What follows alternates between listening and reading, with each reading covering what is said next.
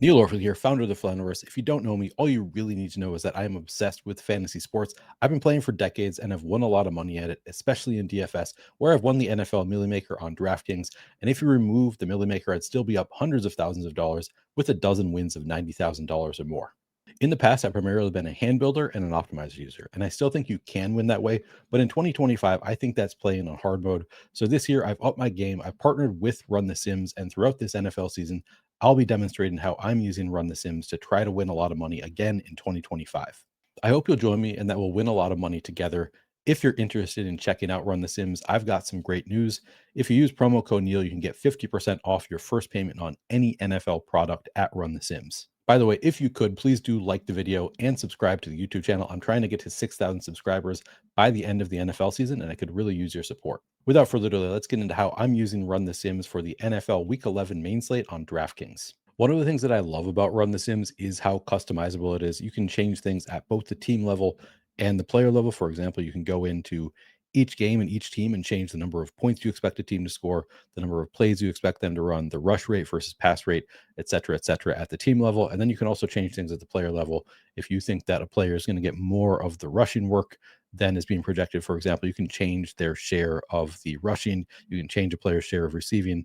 All of this is very customizable in Run the Sims. And as somebody who spends a lot of time on fantasy football, I am likely to make a lot of changes to these numbers. But for my first run of the Sims, I actually like to run things without making any changes to the inputs because I want to see what I'm going to get naturally using the inputs from the team at Run the Sims, which is a very sharp team. Some of the best DFS players in the world own and operate Run the Sims. So I want to see what I'm going to get from the Sims before making any changes and see if I actually need to make any changes first. So I've already run the Sims, but I do want to show you, I didn't make any changes to the inputs. I did make changes to the settings. So I use the maximum number of lineups.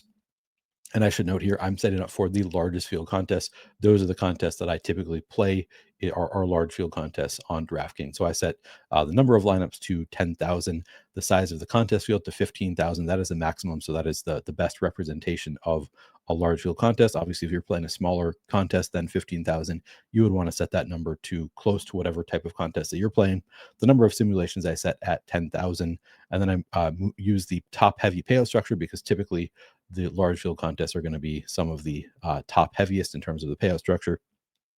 I don't change anything in these fields in the lineup settings. That's because Run the Sims uses play-by-play sims followed by contest level sims. So the play-by-play sims should, at least in theory, account for any type of correlation more precisely than I would do. So, I could go in and say, I want to stack my quarterbacks. I could go in and say, I want to use the full salary. But because the sim should already be accounting for things like correlation and should also say, they should see if a lineup is popping to the top that only uses 49,000 of the 50,000 salary cap, I don't really want to tell it not to give me that type of lineup. Like if that lineup looks really good and sims out well against the rest of the lineups in the field, I don't want to be telling the sims what should look good. I want the sims to be telling me what is going to look good. So I don't change anything in these lineup fields or the global stacks, anything like that. I'm just relying on the Sims to tell me what looks good this week. The one thing that I do click over here is the Shady Portfolio Optimizer. This is an add-on. It's only included with some of the pricier options. You do have to pay more to get the Shady Portfolio Optimizer. I like it quite a bit.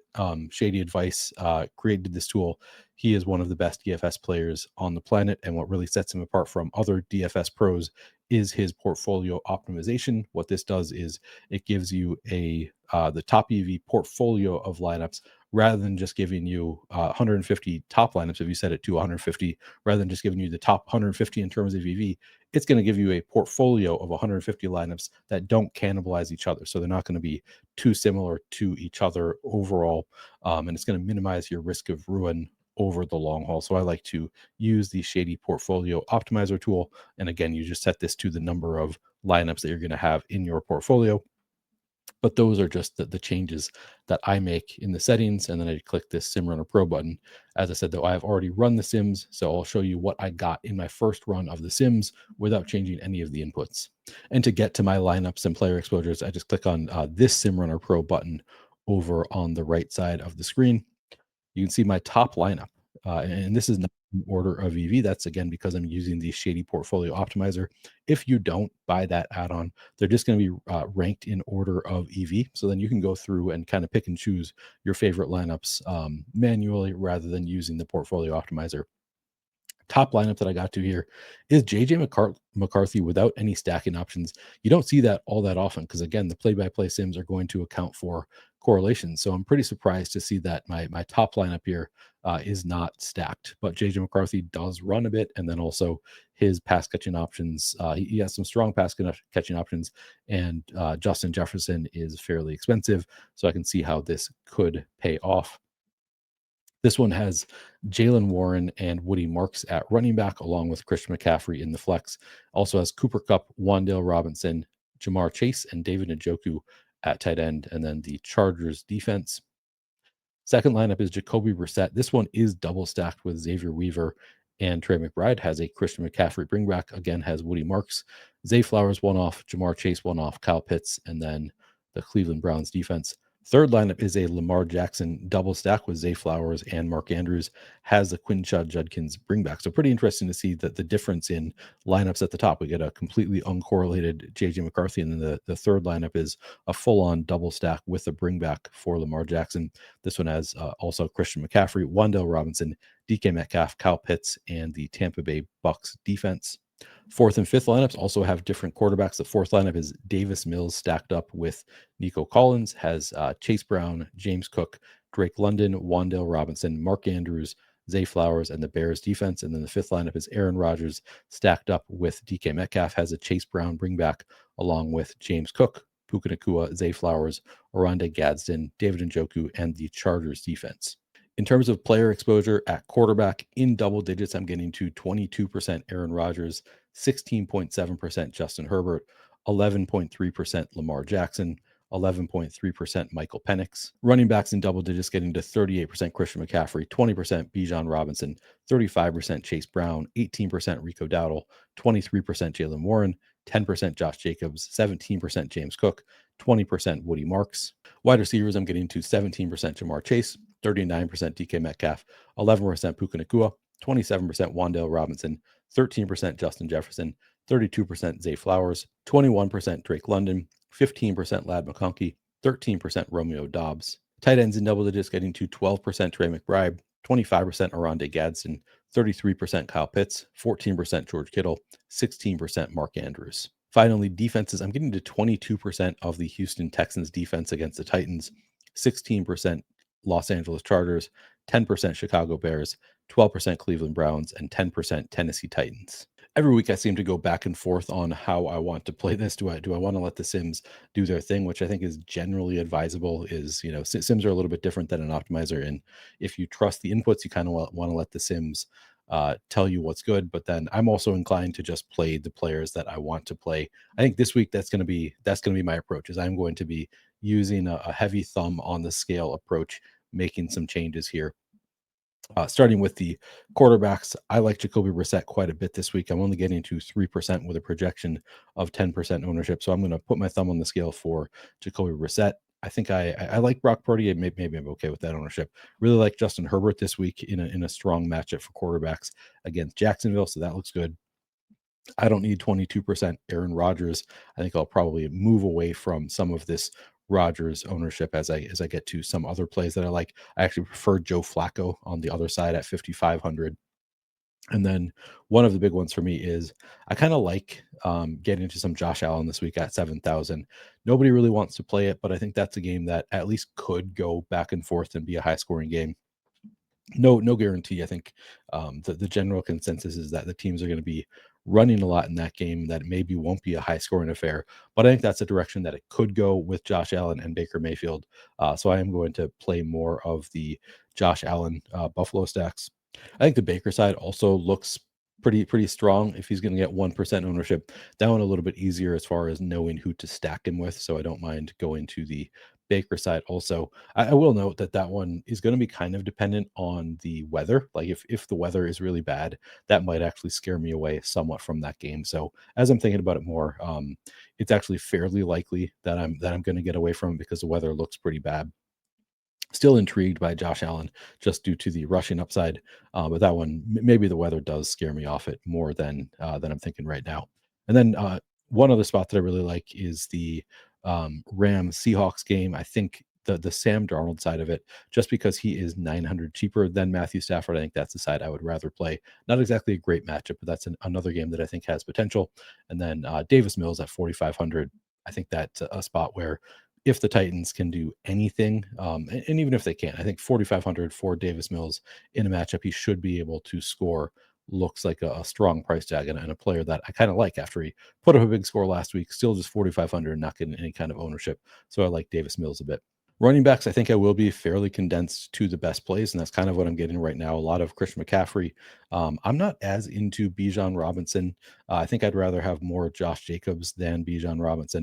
Not that I think he's a terrible play, but 17% ownership in a matchup that is not the best. I guess it's been better recently, so maybe I'm underrating the matchup for Bijan. So I probably won't change anything about Bijan. I might get to less just as I go to other players that I'm prioritizing, such as Jalen Warren. I'm just going to continue to play running backs against the Bengals. It's worked out so far this year. I still don't think the ownership is getting out of hand at 29% for Jalen Warren, so I'm willing to go back there. Rico Dowdle, strong matchup with the Falcons. Great role there. 6,800 looks good. As I said, Josh Jacobs, I think, is a really strong play. I like James Cook quite a bit. Woody Marks, I'm happy that I'm getting to 20%. So generally satisfied with what I'm getting at running back. I might push up Aaron Jones just a bit more at 5,500. Nice matchup with the Bears there. And he's had an increasing role in recent weeks. Kamani Vidal at 5,900. I'm kind of torn because he's had really a great workload. It's not the best run matchup. It's more of a pass funnel against the Jacksonville defense. But I think with the workload that Kamani Vidal is getting and the expectation that they're going to score a lot of points, I do like Vidal a bit. So I might push up Vidal's numbers to get to closer to the 10% the field is at. And I think that's about it. Those are the changes I'm going to make, and then I'm going to let the Sims dictate what I get around the players that I like here. I do think that this is going to be a week that I'm going to have a lot of 3 running back builds, just because I think the running backs are fairly strong across the prices and across the ownership numbers. Lot of strong running back plays on this slate. Looking at the wide receivers, I would definitely like more of JSN at just getting to 7% right now. He's projected to be kind of chalky here, but he's just a player that I think I want to have good exposure to every week. I don't think I need to have 39% DK Metcalf. It's actually a tough matchup for wide receiver ones against Cincinnati. He's projected for 13% ownership. So, if I get above weight to the field, I'm okay with that. But I don't think I want to have 39% triple the field on DK Metcalf. Not really a stand I need to take. While he is the wide receiver one there, he doesn't have great volume for a wide receiver one. And again, it's not the best matchup for wide receiver ones, even in a matchup that otherwise looks good for Pittsburgh. I don't think that DK Metcalf is going to be a big priority for me. I like getting to 17% Jamar Chase. I also want to play some T Higgins. He's projected for 8% ownership, currently getting to 3%. I might push up the T Higgins a bit there because it's a nice matchup with Pittsburgh. Same kind of thing with the Vikings. I like Jefferson, but I also really like Addison at 5,500, projected for 6% ownership. I'm getting to 8% already. I might still push that up a bit on Jordan Addison also. At tight end, again, this is a spot where I'm probably going to put my thumb on the scale for Trey McBride. He's 6,300, just projects too well for a $6,300 player, regardless of position, and he's tight end eligible. So Trey McBride, I think, is somebody that I'd rather take an overweight stance on. And currently at 25% projected ownership, I'm only getting to 12%. So as I get to more Jacoby Brissett, I think I'll get to more Trey McBride as well. We do have a number of inexpensive receivers on the Cardinals. I haven't really decided how I'm going to play it. Currently, we saw that Michael Wilson projected for 21% ownership. I was only getting to 3%. I think I'll probably increase my exposure to Michael Wilson also. But Greg Dortch, also a fairly strong contrarian kind of leverage play on the Cardinals. Also, beyond Trey McBride at tight end, Oronde Gadsden looks great at 4,600, 8% projected ownership. I got to 25%. I'd be happy to get that number. Kyle Pitts at 4,000, 7% ownership looks fine to me, but I don't think I need 33%. He has a strong role this year, and the price is nice. He's just not a huge priority for me on this slate. George Kittle looks good with Brock Purdy back at 5,000. I'm getting to 14%. I'm cool with that. I also kind of like both Jonnu Smith and Pat Fryermuth. It's difficult because I don't know which one of them I prefer. I think, the prices, the ownership. I'm kind of torn on Jonnu Smith versus Pat Fryermuth, but ultimately I might just take an overweight stance on both. Jonnu coming in at 5% projected ownership, Fryermuth at 3%. I might, get to 8% of each of them and call it a day because it's just such a nice matchup for tight ends against Cincinnati. And the only thing really holding them back is that it's a split. But I think with more of the field going to DK Metcalf and it being a tough matchup for wide receiver ones, I might just lean into the matchup for the tight ends on the Steelers against the Bengals. Defenses, I'm generally happy with what I'm getting to here at defense. The Texans, I think, are an awesome defensive play against the Titans. I like the Bears as much as I like JJ McCarthy and the Vikings. We have seen some volatility in JJ McCarthy's outputs. So when I'm not playing Vikings, I do like getting to the Bears at 2,800. The Packers are one that I think I'm going to IKB it onto more of the Packers because they're playing against Jameis Winston, who is just a volatile player, makes a lot of mistakes, does have some awesome throws, but they come with a lot of interceptions also. So I like the Packers quite a bit at 3,600. The Titans are a nice value play at 2,300. In general, I might not change much with my defensive exposures, except I probably will put my thumb on the scale for the Packers just a bit. So I'm going to go quickly game by game here, starting with Carolina, Atlanta. And this one, I'm actually not going to change anything. I'm going to probably get to less players from this game as I make other changes, but I'm not going to do anything actively to try to get to less of the players in this game. I'm happy that I'm getting to a lot of Rico Dowdle. I'll probably get to less of Bijan Robinson as I make some changes, but we'll see what happens. But I'm not taking any big stances here. So I'm going to leave things as is in the Carolina Atlanta game. In the Bears Vikings game, I do like the Vikings side of this game in Minnesota. We saw the last time these teams played, JJ McCarthy had a huge fourth quarter in an otherwise mediocre game against the Bears. I'm going to get to some JJ McCarthy. I do like Aaron Jones a bit here. I also like both Jefferson and Addison. So I'm going to adjust things slightly to get to more of the Vikings. First things first, I think that Jordan Mason has been kind of losing his role a bit to Aaron Jones. So I might just give more of Mason's workload to Aaron Jones. I also just don't think that he's a particularly strong play on this slate. So I don't mind just moving some of the workload for Jordan Mason over to Aaron Jones. So the first thing I'm going to do is I'm going to move Jordan Mason down to a 25% rushing market share and Aaron Jones up to a 50%. But I'm going to click this smart adjust button. And what that's going to do is going to make changes proportionally. So as I move Aaron Jones's rushing market share up, it's also going to move up his rushing touchdown market share. So Mason at 25%, Jones up to 50%. I also think because I like all of Jones, Jefferson, and Addison, and I don't really want to play Mason anyway, I'm just going to get rid of Mason's receiving market share. Again, this is not necessarily making changes in line with exactly how I think things are going to break down. I'm making some changes here and there that are just in order to get to more of the plays that I like.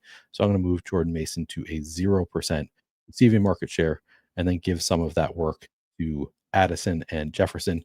So I'm going to move Addison up to 22% and Jefferson up to 31%. And then anytime you make changes, you want to make sure you click this normalize button. What that does is going to make sure everything adds up to 100% or not over 100%, so that you're able to run the sims. If you have more than 100% anywhere, you're not going to be able to run the sim. So just remember to click that normalize button after making some changes.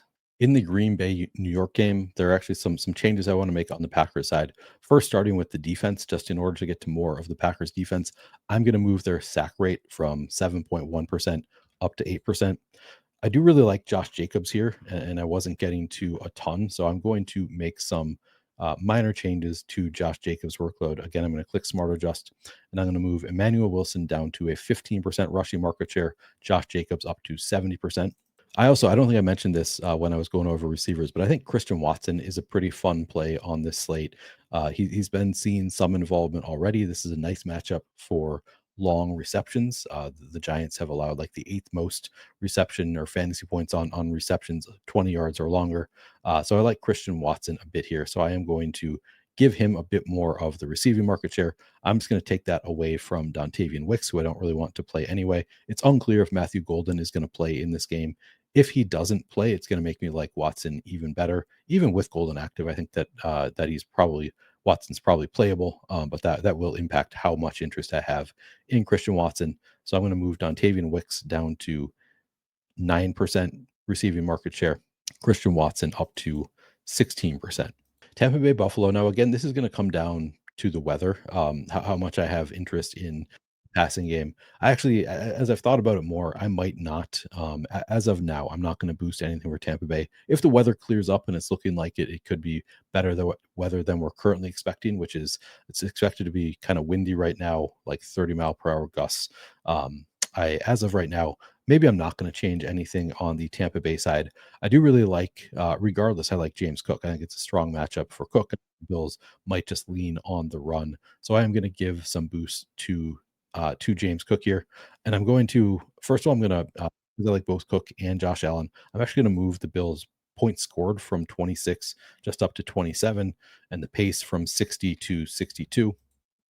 And then on top of that, I'm going to move some of the workload for Ray Davis to James Cook. I'm going to move Davis down to a 4% rushing market share, and James Cook from 60 to 64%. Cincinnati Pittsburgh, a game that I really like that also does have some weather concerns. So another thing we're going to need to pay attention to. As of right now, I'm getting to a ton of Aaron Rodgers and less of the Bengals passing game.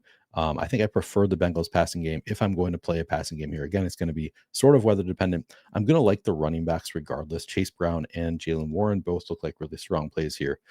So on the Bengals side, I'm actually, because I like both the passing game and the running game on the Bengals, I'm going to move their points scored up to 23, and then I'm going to move the pace from 61.4 to 63. I think there's only a few playable pass catchers. So in order to get to more of Chase and Higgins, I'm just going to get rid of Drew Sample's receiving market share. So I'm going to move that from 2.3% to 0%. And then I'm going to move T. Higgins up to 19% receiving market share.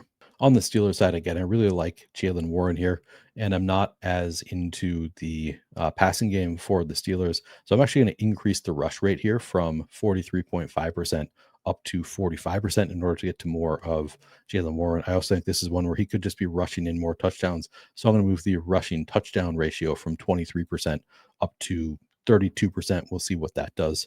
And as far as the receiving work, I'm going to move away from DK Metcalf slightly and more toward the tight ends. Now, it is kind of a mess with actually four tight ends on the Steelers, three fairly involved.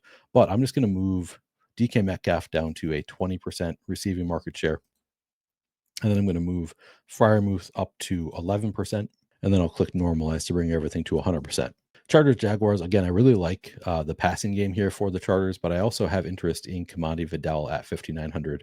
So I'm just going to increase the Chargers score from 23.3 up to 25 and the pace from 62.7 to 64. I think that might be enough for me to just get more of Vidal, but I think I'll give him slightly more of the work also. So I'm going to have Smart Adjust on. I'm going to move Jarrett Patterson down to a 12% rushing market share and Kamani Vidal up to 68%. I don't think I need to make any changes on the Jaguars, so I'll move on to the next game, which is Houston and Tennessee. I like Davis Mills a bit. I like Nico Collins a bit as well. I don't know how much I'm going to force them into my lineups, but maybe I'll move it to just a bit more. Bring the Texans up to a score of 22 points scored, 63 pace. I'm not going to change anything else. Nothing too drastic. Just want to see if that's enough to get a bit more of Davis Mills and Nico Collins into my lineups, just making the team overall look slightly better. San Francisco, Arizona. I was already getting to some Brock Purdy and Niners stacks. It's possible I'll get less now because I've made adjustments elsewhere, but I'm going to leave it as is for now. See if I'm still getting to some Brock Purdy stacks, and I'm sure I'll get to some Christian McCaffrey still. On the Arizona side, I do like Jacoby Brissett a bit better than the amount that I was getting, so I'm going to increase the Cardinals a bit against a depleted defense for the Niners. So I'm going to move the Cardinals up to 24 points scored. And then Trey McBride, without Marvin Harrison Jr. there, should just see an awesome workload. So I'm just going to go ahead and move more work to Trey McBride because I just want all of the Trey McBride here. So I'm going to take away Andre Bacelia's workload here, just 3% receiving market share. I'm going to move Bacelia down to 0% and move McBride up to 32%. That might be a bit too aggressive. We'll see how that works out with McBride. I could also move some of that to the other receivers here because I wouldn't mind getting to some Dortch at 3,300, not getting much ownership. Weaver looks okay at 3,000. Wilson, I'm not getting to any, and that scares me a bit. but I think I'll leave the receivers as is for now on the Cardinals. Seahawks Rams, again, I think I like the Sam Darnold side better. So I'm just going to move the Seahawks from 23 points scored to 24 points scored, the pace from 57 to 60. And then I'm going to move the rush rate down slightly from 50.5% down to 49%, and the rush touchdown rate from 29.4% to 28%. And we'll see if that's enough to now get more of Sam Darnold and JSN, who I think are both fairly strong plays here. Also, wouldn't mind getting to more Rashid Shaheed at 4,900. We know that he has big play upside. So we'll see if that's enough to get some of the Seahawks passing game. Going to leave the Rams as is. I'm tempted to try to get to some Brashard Smith for that potential post-buy rookie bump, but I'm not sure that there's enough upside to need to get there. So not going to change anything on the Chiefs. I don't think I'm going to change anything on the Broncos. We do have J.K. Dobbins now likely out for the season. It could be R.J. Harvey getting a huge role here. Kind of unclear what the expectations are for the Broncos. If it were a better matchup, I would really be interested in RJ Harvey. But against the Chiefs, I think it's not, there's not huge upside here. And we've got so many other strong running back plays in a similar price range. So I don't think I'm going to prioritize RJ Harvey or anybody else on the Broncos here. And finally, Baltimore Cleveland, just not a game that I'm really interested in getting to. Total of just 39 here. I'm just going to take whatever the Sims give me, but I'm not going to prioritize anything here. So with those changes done, I'm going to click this SimRunner Pro button to get the Sims running again. This will take a few minutes. I'm going to cut that part out of the video. Now the second run of Sims is done, so I'll just go through what I'm getting now in terms of the top lineups and some of my exposures. And then rather than running the Sims in, I'll just talk about some of the changes that I would make in order to get to more of the players that I like here. So starting with top lineups, at the top now we have Michael Penix double stacked with Darnell Mooney and Kyle Pitts. Does not have any bringbacks from the Panthers, does have Josh Jacobs, Chase Brown, Jamar Chase, Zay Flowers, Jalen Warren, and the Chargers defense. Second lineup is Jacoby Brissett, triple stacked with Michael Wilson, Greg Dortch, and Trey McBride. Does have Christian McCaffrey bringback. Also has Bijan Robinson, Chase Brown, Romeo Dobbs, and the Texans defense. Third lineup, another Jacoby Brissett stack. This time just double stacked with Xavier Weaver and Trey McBride. This one does not have anybody from the Niners. Has Bijan Robinson, James Cook, Jamar Chase, Darnell Mooney, and the Titans defense, along with Chase Brown. Fourth lineup is a Justin Herbert triple stack with Lad McConkey, Quentin Johnston, and Oronde Gadsden. Does not have any Jaguars on it. Does have James Cook, Chase Brown, Teteroa McMillan, Woody Marks, and the Vikings defense. Fifth lineup again is a Justin Herbert stack. This time just double stacked with Lad McConkey and Quentin Johnston. Doesn't have any Jaguars. Does have Christian McCaffrey, Chase Brown, Keon Coleman, Kyle Pitts, Trey McBride, and the Titans defense. It is worth noting this lineup has Keon Coleman. I literally just saw a rumor that Keon Coleman might be a healthy scratch this week, which maybe shakes things up for the Bills a bit. But I would not be playing any Keon Coleman unless we get news that he is in. It will maybe make things look a bit better for some of the other Bills receivers. Maybe Josh Palmer becomes playable. Khalil Shakir looks a little bit better. We could consolidate the offense there with Keon Coleman, a healthy scratch. Dalton Kincaid already out. So we'll see what pops from the Bills if that is the case. But I just wanted to note that since this lineup has Keon Coleman in there, and there's a chance that Keon Coleman is going to be a healthy scratch tomorrow.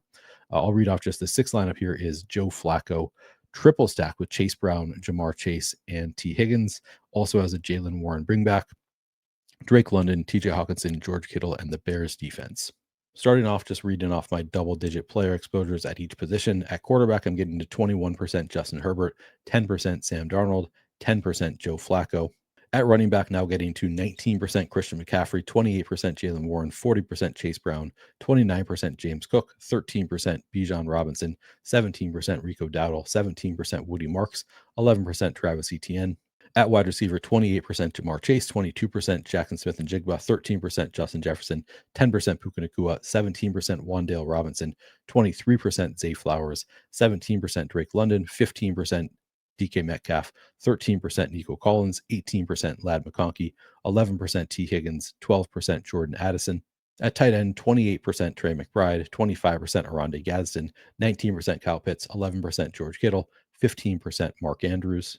And defense is getting to 11% of the Texans, 16% of the Chargers, 12% of the Bears, 18% of the Browns. So again, at quarterback, I'm at 21% Justin Herbert. I love that. I'm triple the field. I think Justin Herbert looks like a fantastic play. And play in large fields, you can stack up Justin Herbert all the different ways. I think he has three viable receivers, including Keenan Allen, although Keenan Allen's workload has dropped a bit, but at least two, and then maybe some Keenan Allen on top of Aronde Gadsden looking like a really strong tight end play.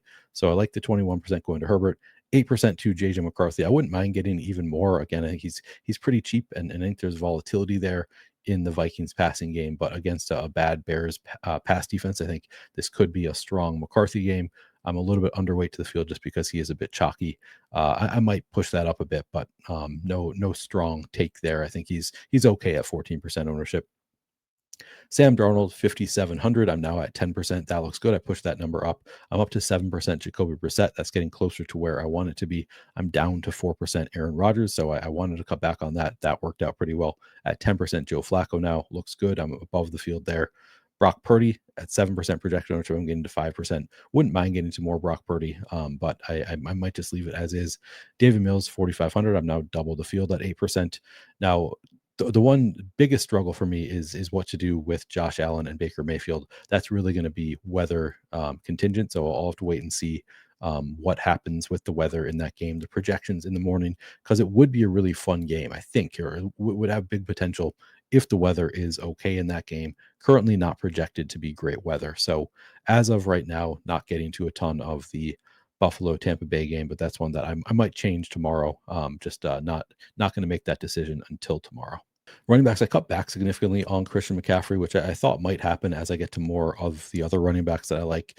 I'm generally okay with 19%. If I got to 35%, I'd actually be okay with that. Also, Christian McCaffrey, I'm not taking a big stand there because he is fairly expensive, but it's also a really nice matchup. So I'll kind of take what the Sims give me. I don't think I'd want any less than this of Christian McCaffrey. I think this is kind of the floor of what I'd want. So if I got to less than this, I probably would push up his numbers a bit. Warren and Brown are both great. Happy to be getting to a lot of both. I think I prefer the Warren side of things, but Brown, a strong workload with Samaje Perine looking like he'll be out this week. So I think both are fantastic plays. Cook, I'm getting a 29%. And Cook looks like a great play. I would like more of Josh Jacobs. I pushed up his numbers a bit. I'm still only getting to 9%. I might increase the Josh Jacobs exposure a bit. And of course, to do that, I have to lose some other players. So if I get to less than 40% Chase Brown, I think I'd be okay with that. If I can cut that back to 25% Chase Brown, I'd be comfortable doing that in order to get to more of some of the other running backs I like. But yeah, Jacobs one that I think I'd like more than I'm getting to right now. But he's projected here for 21% ownership. He's been that's higher than I've seen elsewhere. So I think that accounts for why I'm getting to less of Josh Jacobs. I'm a bit under the field on Bijan right now. Comfortable with that. I'm right with the field on Rico Dowdle. Dowdle looks great. Happy to get any Dowdle that I can. Get into 17% Woody Marks well over the field. That looks great in a nice matchup with the Titans. Still just getting to 5% Aaron Jones. Wouldn't mind pushing that number up. I tried to push up his numbers a bit. So that's one that I think I would probably IKB onto more Aaron Jones. Might be at the expense of Travis Etienne. I think I'm okay with that.